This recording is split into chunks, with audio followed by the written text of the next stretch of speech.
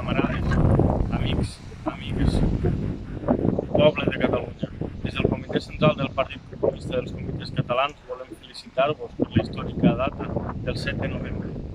El 7 de novembre se compleixen 103 anys de la gran revolució socialista d'octubre, la qual va portar als treballadors pagesos al poder, a aconseguir el poder polític, a conquistar els seus drets, a conquistar el seu benestar.